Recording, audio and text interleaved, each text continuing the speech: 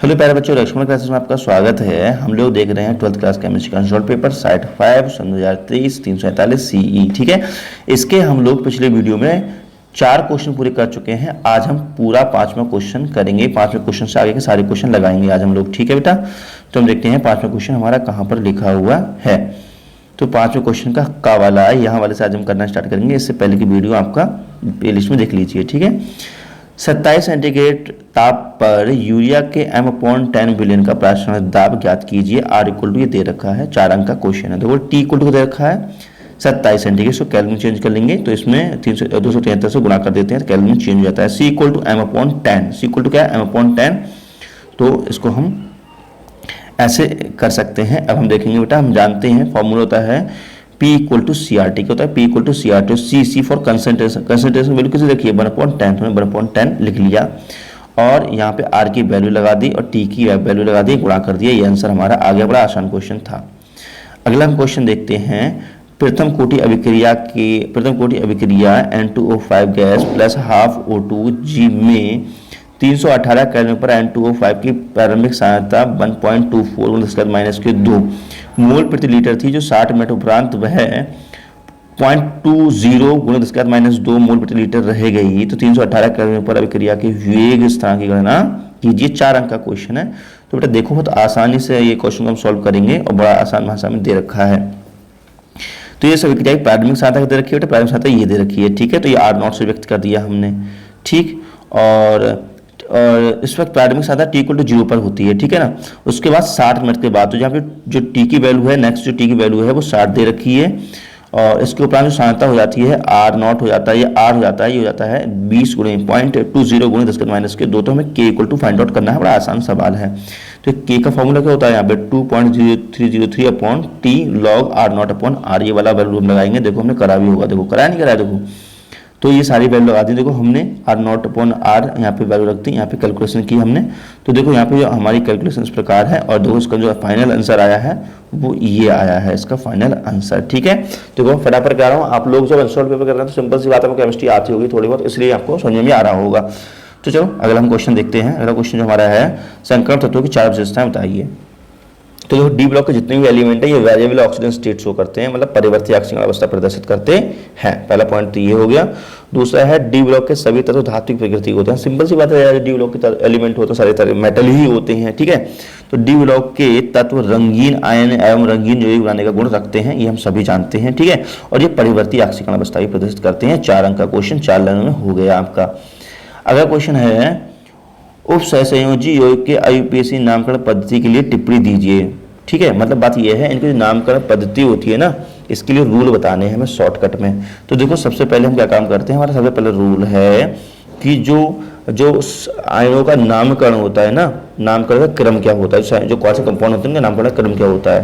तो सबसे पहले हम क्या करते हैं, कैटायन का नाम लिखते हैं, उसके बाद हम एनायन का नाम लिखते हैं। ठीक है, फिर हम क्या करते हैं, फिर बेटा लिगेंडों का नाम लिखते हैं। ठीक है, उसके बाद क्या लिखते हैं, लिगेंडों के नामकरण का क्रम देखिए क्या होता है। ठीक है, तो यदि बहुत सारे लिगेंड होते हैं तो हम अल्फाबेटिकल ऑर्डर में लिखते हैं, पढ़ लेना आप आराम से। ठीक है, लिगेंडों की संख्या, जैसे कि मान लीजिए कोई ऐसा लिगेंड्स लिखा हुआ है, किसी में EN का होल ट्वाइस लगा हुआ है, यहाँ निकिल लिखा हुआ है बेटा, ऐसे लिखा हुआ है। ठीक है, तो अगर देखो इसका नाम क्या होता है, एथिलीन डाइअमीन, तो इसके नाम में क्या रहा है, डाई वर्ड आ रहा है। क्या रहा है, डाई वर्ड आ रहा है। जहाँ डाई वर्ड होता है तो वहाँ इस संख्या को व्यक्त करने के लिए 20 लगाते हैं। क्या लगाते हैं, 20 लगाते हैं। अगर 3 होता क्या लगाते हैं, 30 लगाते हैं। ये चीज लिखी हुई है यहाँ पर। ठीक है, तो पढ़ लेना इसको आसानी से। तो ये लिखा हुआ है देखो। ठीक है, और केंद्रीय धातु आयन का नामकरण, केंद्र धातु का नामकरण कैसे करते हैं हम लोग, देखो अगर ये मान लीजिए, मैं आपको समझा देता हूँ थोड़ा सा। देखो बेटा जैसे लिखा हुआ है K4 और यहाँ पे FeCN6, K4 FeCN6 ये लिखा हुआ है बेटा। ठीक है, तो यहाँ पे जो हमारा सेंट्रल मेटल आयन है नेगेटिव पार्ट में फंस रहा है, तो इसको हम बोलेंगे फेरेट। क्या बोलेंगे बेटा, इसको बोलेंगे फेरेट बोलेंगे। ठीक है, अगर ये पॉजिटिव पार्ट में फंसता होता है तो क्या बोलते हैं इसको, तो उसको हम बोलते आयरन बोलते हैं। जैसे ये वाला लिखा हुआ है, देखो ये पॉजिटिव पार्ट में फंस रहा है बेटा, पॉजिटिव पार्ट में फंस रहा है ना, तो इसको बोलेंगे कोबाल्ट। अगर नेगेटिव पार्ट में फंसा तो बोलते हैं कोबाल्टेट। ठीक है, तो इसका ये रूल है, पढ़ लेना आप लोग। ये ऋणायन संकुलन होते हैं, तो इसका रूल लिखा हुआ है, इसको आप पढ़ लेना। ठीक है, चलो हम कहाँ पे आ गए, अभी हम देखते हैं। तो ये देखो ऋणायन संकुलन के लिए ये रूल लिखा हुआ है, पढ़ लेना आप लोग। ठीक है, क्योंकि ज़्यादा पढ़ेंगे ज़्यादा समय लग जाएगा। ये है धन आयनिक तथा उदासीन संकुलन, ठीक है। धन आयनिक उदासीन संकुलन के लिए हम जैसे दो इस प्रकार के संकुलन जैसे ये लिखे हुए हैं धन आयनिक उदासीन है, तब बाद में केंद्रीय परमाणु पर नाम लिख देते हैं, ठीक है। चलो अगले हम देखते हैं, ये जो स्टार लगे हुए हैं हमारे सिलेबस में नहीं है। और अब हम देखते हैं बिना स्टार वाला क्वेश्चन, ये वाला देखते हैं मोनोहाइड्रिक वाला, ठीक है बेटा। तो इसमें क्या काम करना है, इसमें मोनोहाइड्रिक अल्कोहल बनाने की दो विधियों के बारे में हमें बताना है। एथिल अल्कोहल की शांत सल्फ्यूरिक अम्ल के साथ अभिक्रिया विभिन्न तापों पर होने वाली अभिक्रियाओं के रासायनिक समीकरण भी लिखने हमारे लिए हैं, ठीक है। तो देखते हैं मोनोहाइड्रिक अल्कोहल एल्कोहलिक, ठीक है, एल्कलिक हैलाइड से कैसे बनता है उस पर हम चर्चा करेंगे। कैसे करेंगे, एल्कलिक हैलाइड से कैसे बनता है। तो देखो ये एल्कलिक हैलाइड है, ये बेटा एल्कलिक हैलाइड की क्रिया जब NaOH से कराते हैं तो ये बनता है प्राइमरी अल्कोहल, या हम समझ सकते हैं कि ये है एल्कलिक हैलाइड, इसकी हम जब क्रिया कराते हैं तो देखो ये बनता है मैथिल अल्कोहल, मोनोहाइड्रिक अल्कोहल कहलाते हैं। मोनोहाइड्रिक अल्कोहल कौन से होते हैं, वो होते हैं जिनमें एक OH ग्रुप होता है। क्या होता है, एक OH ग्रुप, ठीक है। तो यहाँ पे ये तो क्वेश्चन है हमारा, क्वेश्चन क्या है, मोनोहाइड्रिक अल्कोहल बनाने की विधियों के बारे में चर्चा करना है। मोनोहाइड्रिक अल्कोहल कौन सा होता है, जिनमें एक OH ग्रुप होता है। तो हमारा पहला तरीका तो ये हो गया, हमने जो ऊपर लिखा है यहाँ पे, ठीक है। दूसरा हो गया एल्केन से, जब CHO पूरी क्रिया KMnO4 की प्रेजेंट में कराते हैं तो हमारा ये बन जाता है मोनोहाइड्रिक, इस प्रकार से बनते हैं, ठीक है। तो और देखते हैं इसी में मैथिल अल्कोहल की 140 सेंटीग्रेड ताप पर शांत सल्फ्यूरिक अम्ल के साथ अभिक्रिया, तो ये वाली क्रिया इस प्रकार होती है, ठीक है। और अगर हम देखते हैं मैथिल अल्कोहल की 170 सेंटीग्रेड ताप पर सल्फ्यूरिक अम्ल के साथ अभिक्रिया, तो इस प्रकार से अभिक्रिया होती है। अथवा वाला क्वेश्चन देखिए बेटा, अथवा वाला क्वेश्चन है निम्नलिखित अभिक्रियाओं पर संक्षिप्त टिप्पणी दीजिए। राइमर टाइमर अभिक्रिया, ठीक है, 2.5 अंक की है। और कोल्बी अभिक्रिया, देखो सिंपल सी बात है, 2.5 अंक तो थोड़ी हिंदी भी लिखनी इसमें पड़ेगी।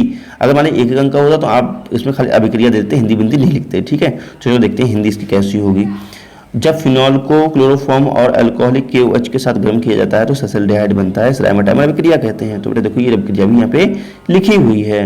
अगले देखते हैं हम कोल्बी अभिक्रिया। कोल्बी अभिक्रिया क्या होती है, जब फिनॉल की अभिक्रिया NaOH के साथ कराते हैं तब सोडियम फिनॉक्साइड बनता है। अब सोडियम फिनॉक्साइड की अभिक्रिया CO2 में प्रवाहित कराते हैं इसको, ठीक है बेटा, तब HCl डालते हैं तब ये बन जाता है। देखो ये रिएक्शन दी हुई है यहाँ पर, ये रिएक्शन दी हुई है, आप नोट कर सकते हैं, ठीक है। 7वां क्वेश्चन देखेंगे नेक्स्ट वीडियो में। तो नमस्कार, जय हिंद, वंदे मातरम, बाय बाय।